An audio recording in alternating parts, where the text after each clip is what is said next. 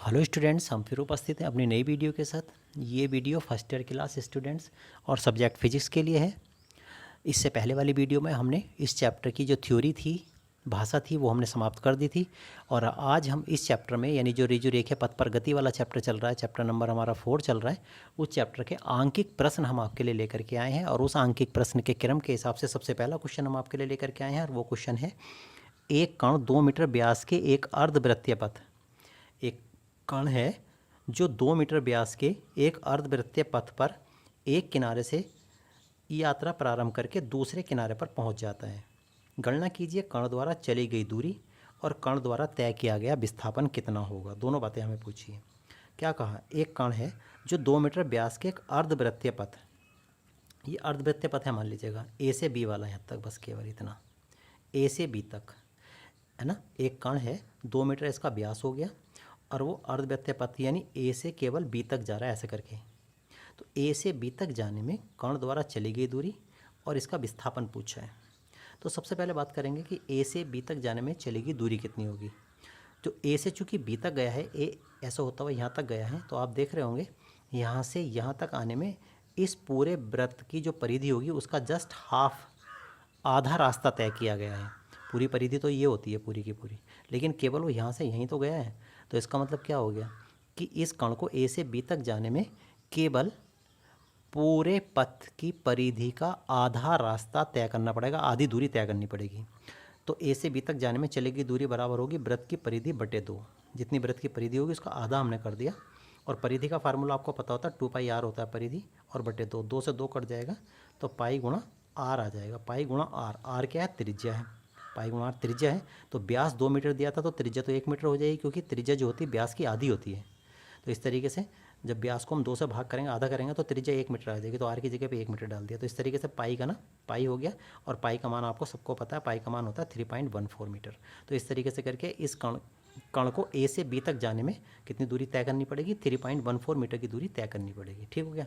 अब second part में पूछा था विस्थापन कितना होगा। विस्थापन जो होता है ना, ए से बी तक जाने में विस्थापन पूछा है कण का। विस्थापन जो होता है वो जिस बिंदु से चला था और जिस बिंदु पर पहुंचा था वहाँ तक की सीधी दूरी विस्थापन होती है। बिल्कुल सीधी छोटी छोटी दूरी जो होती है विस्थापन होती है। तो ए से बी तक जाने में जो सीधी दूरी होगी वो तो ये वाली होगी ना, सीधी दूरी तो ये होगी। और सीधी दूरी कितनी है? 2 मीटर। तो इसलिए विस्थापन जो आएगा वो ए से बी तक चलेगी, सीधी दूरी आएगी, और वो हमें डायरेक्टली कितनी दे रखी है? 2 मीटर दे रखी है। तो इस कण द्वारा जो तय किया गया विस्थापन होगा वो 2 मीटर हो जाएगा, और चलेगी दूरी जो होगी वो 3.14 मीटर हो जाएगी। क्लियर होगी बात? तो चली दूरी तो 3.14 आ जाती है और विस्थापन जो आ जाता है वो 2 मीटर आ जाता है। ठीक है। तो इस तरीके से ये था पहला क्वेश्चन। अब इसी क्रम में हम दूसरे क्वेश्चन की बात करते हैं। ये सेकंड क्वेश्चन है, एक कण प्रारंभ में 3 मीटर पूरब फिर 4 मीटर उत्तर दिशा में चलकर अपनी यात्रा पूर्ण करता है। गणना कीजिए कण द्वारा चली गई दूरी तथा कण का विस्थापन क्या होगा। मैं एक बार फिर बता दूं, एक कण प्रारंभ में 3 मीटर पूरब की ओर फिर 4 मीटर उत्तर की ओर चलकर अपनी यात्रा पूर्ण करता है। गणना कीजिए कण द्वारा चली गई दूरी और कण का विस्थापन क्या होगा। हमने एक मैप बना लिया पूरा पश्चिम उत्तर दक्षिण का। ठीक है। पहले कहाँ चल रहा? 3 मीटर पूरब की ओर, फिर 4 मीटर उत्तर की ओर। S1 मतलब पहली दूरी 3 मीटर पूरब दिशा में, S2 4 मीटर उत्तर दिशा में। अब चूँकि पैमाना मीटर में तो होता नहीं है, पैमाना मीटर में अगर देखेंगे तो बहुत बड़ा हो जाएगा, तो इसलिए उसको छोटा कर लेते हैं। मान लेंगे 1 मीटर 1 सेंटीमीटर के बराबर है। तो 3 मीटर जो हो जाएगा वो 3 सेंटीमीटर के बराबर हो जाएगा, और 4 मीटर जो हो जाएगा वो 4 सेंटीमीटर के बराबर हो जाएगा। ठीक हो गया। तो अब जैसे वो कह रहे हैं, सबसे पहले क्या कह रहे हैं वो? सबसे पहले कह रहे हैं S1 3 मीटर पूरब दिशा में है। तो हमने 3 मीटर की जगह 3 सेंटीमीटर खींच ली पूरब दिशा में। पूरब यही तो है ना इधर को।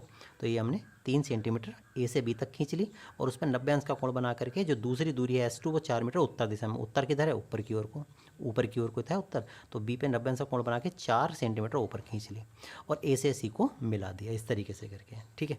तो इसके द्वारा चली गई जो दूरी आ जाएगी वो कितनी आ जाएगी? कुल दूरी कितनी?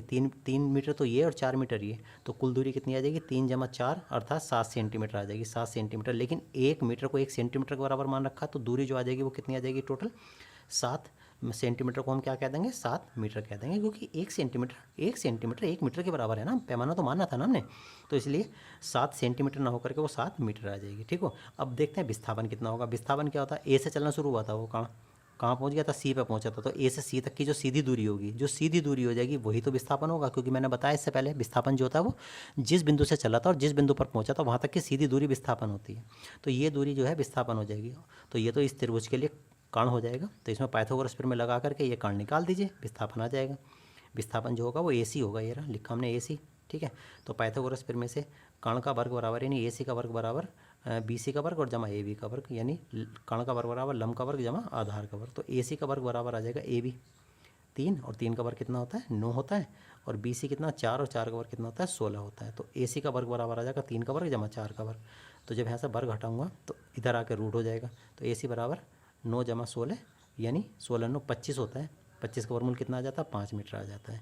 तो इस तरीके से जो ए सी था वही विस्थापन था, और विस्थापन कितना आ जाता है 5 मीटर, और चली गई दूरी कितनी आती है 7 मीटर। तो यानी इस कर्ण द्वारा चली गई दूरी तो आ जाती है हमारे पास 7 मीटर, और हुआ जो विस्थापन होता है वो आ जाता है हमारे पास 5 मीटर। ठीक है, उम्मीद करता हूँ क्वेश्चन का जो जवाब है, आंसर है, वो समझ में आ गया होगा। ठीक है, तो आज की वीडियो में तो केवल आपके लिए इतना ही था। बाकी नेक्स्ट वीडियो में अभी और भी बहुत सारे आंकिक प्रश्न है चैप्टर के, वो हम आपके लिए लेकर के आएंगे। आप हमारी वीडियो से यूं ही लगातार जुड़े रहिएगा। धन्यवाद।